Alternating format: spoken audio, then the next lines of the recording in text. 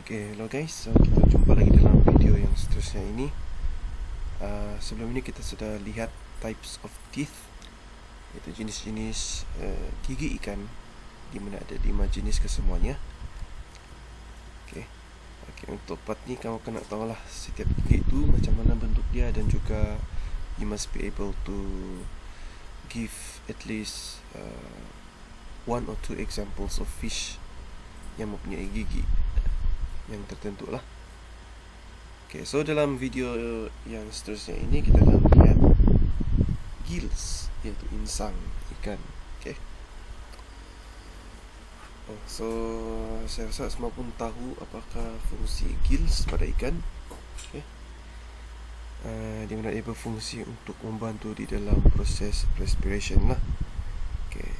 So ciri-ciri yang ada pada gills ni adalah a thin structure packed with blood vessel. Ini adalah definisi untuk gills lah.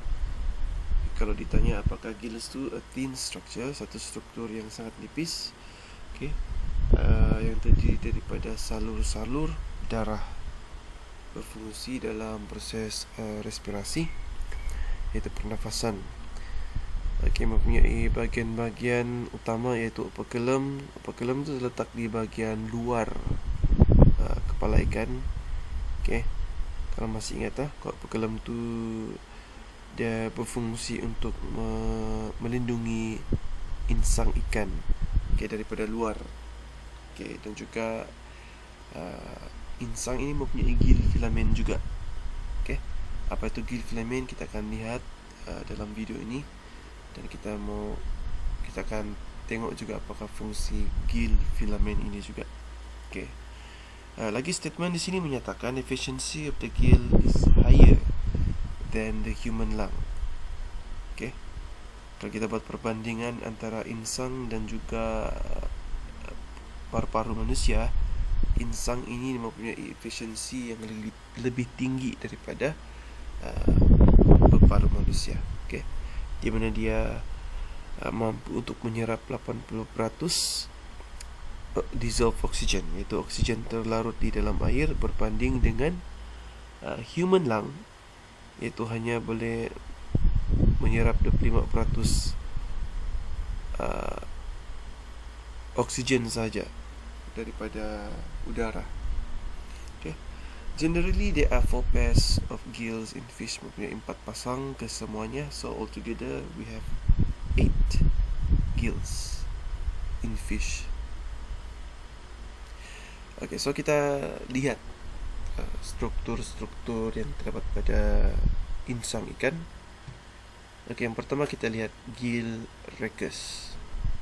Okay, kalau melihat dalam gambar ini, anak panah yang menunjukkan struktur ini yang berduri itu adalah gill rachis. Okay, a structure that is pointed inward to the oral cavity, satu struktur yang berduri tajam seperti ini, dan dia menghala ke bahagian dalam, iaitu oral cavity lah. Okay, so apa fungsi gill rachis ni? Dia berfungsi untuk menapis large particles, bendasing-bendasing ataupun benda yang besar lah, daripada masuk ke dalam operculum area.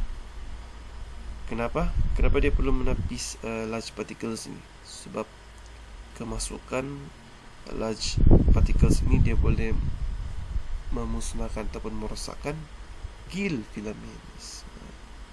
Kalau kamu tengok dalam gambar ini, gill filaments ni adalah ini, yang ini ni, yang berbentuk rambut ini kita panggil gill filaments. Jadi tujuan gill rachis ni dia adalah untuk menghalang ataupun menapis kemasukan bendasing-bendasing dari luar, daripada masuk ke dalam insang ikan, yang boleh merosakkan gill filaments ini.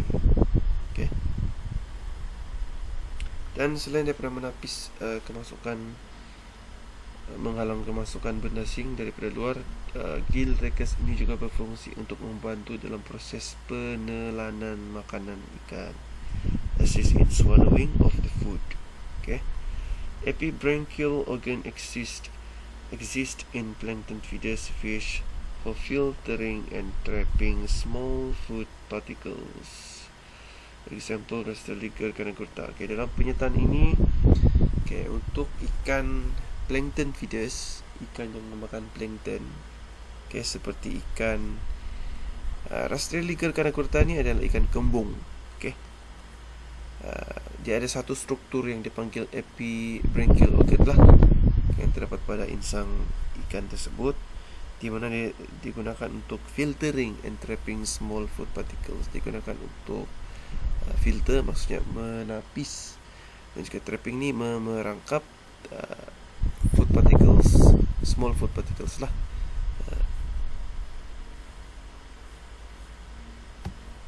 Ini dia, ini adalah gambar dia lah, ikan kembung. Okay, ini yang dipanggil apa ni? Epibranchial organ yang terdapat pada ikan kembung. Okay, seterusnya gill filaments. Tadi kita lihat gill rachis, sekarang kita lihat gill filaments pula. Okay. Gill filaments ini seperti dalam gambar ini yang kamu lihat, ini adalah gill filaments. Okay, a soft thread-like structure containing blood vessel. Okay, satu struktur berbentuk seperti bebenang halus. Okay, mengandungi salur-salur darah. Okay. That's why kalau selalu kita pergi pasar, kita akan tengok insang ikan dulu, okay? Sama ada dia masih merah ataupun sudah pucat ataupun macam mana, okay? Jadi kenapa insang ikan tu berwarna merah? Sebab ada salur darah, okay, terdapat pada gill filaments ini, okay? Jadi kalau insang tersebut sudah pucat, bermaksud ikan itu sudah lama lah maksudnya kan, okay? Okay, so untuk gill filaments ini dia wujud secara berpasangan lah pada ikan. It has an additional structure called lamella, mempunyai satu struktur tambahan yang dipanggil lamella, di mana dia berfungsi untuk meningkatkan luas permukaan insang ini untuk tujuan pertukaran gas. Okay, so konsep dia begini, lebih banyak luas permukaan, lebih luas sesuatu permukaan itu, lebih banyak gas yang boleh ditukar menjadi oksigen. Berlaku penukaran gas lah antara gas oksigen dan juga gas karbon dioksida yang berlaku di insang ikan. Okay, so ini adalah sebenarnya kalau kita buat perbandingan antara insang ikan yang bersifat omnivorous dan juga herbivorous ni, dia ada mengikut spesies dia ada perbezaan sedikit lah. Okay. Untuk ikan omnivorous ni, contoh seperti ikan Puntius sarana, dia punya gill rachis, okay, adalah short and stumpy, pendek dan juga tumpul. Okay. Kita tahu ni omnivorous ni adalah jenis ikan yang makan daging dan juga makan tumbuhan kan. Dan juga untuk ikan herbivorous yang makan tumbuhan saja, seperti Labiorohita, Chirina marigala, gill rachis form a broad sieve-like structure across the gill slits for filtering the water in order to retain the food in the buccopharynx. Okay, dia ada pengkukusan yang terdapat pada gill rachis inilah, okay, di mana digunakan untuk merangkap air dan juga untuk apa ini? Untuk menahan makanan di buccopharynx, struktur yang terdapat pada insang ikan tersebut. Okay. Jadi untuk ikan carnivorous pula, gill rachis are normally long, hard and teeth-like, forming rasping organs seperti Walagoatu, Mistus singala and Shana striatus. Ini perbezaan untuk ikan carnivorous pula. Okay. Misalnya untuk ikan carnivorous, dia punya gill rachis ni selalunya panjang dan juga keras. Okay. Dan kadang-kadang ada gigi pula yang terdapat di insang tersebut lah. Contoh ikan adalah Walagoatu dan juga boleh tengok sini lah. Okay, ada satu bingkasan video So kita tengok video ni dulu lah. Unlike land animals, almost all fish breathe or get their oxygen from water. Instead of using lungs, fish breathe with organs called gills. Most fish have 4 pairs of gills enclosed in a gill chamber on each side of the head. On the outside of the body, a flap of bone called a gill cover protects the gills of bony fish. To get oxygen, fish gulp water through the mouth and pump it over the gills. In many fish, the breathing process begins when the gill covers close and the mouth opens. The walls of the mouth then move inward. The mouth partially closes and the gill covers open. This action forces the water from the mouth into the gill chambers.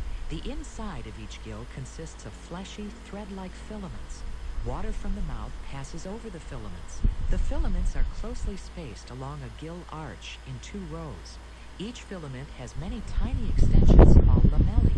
Blood flowing through the lamella takes oxygen from the water and releases carbon dioxide into the water. After the fish receives its oxygen, the water passes out through the gill openings and the breathing process begins again. Okay, so itu adalah video ringkas tentang gills of fish. Okay, dalam video ini kita boleh lihat ada beberapa struktur insang yang kita sudah belajar tadilah dalam slide-slide sebelum ini kan. Dan juga ada satu struktur tambahan pada insang ikan, yaitu lamella, di mana dia meningkatkan luas permukaan insang untuk tujuan pertukaran gas untuk pernafasan ikan. Okay, so that's all for now in this video. Kita akan sambung lagi dalam video yang seterusnya. Thank you.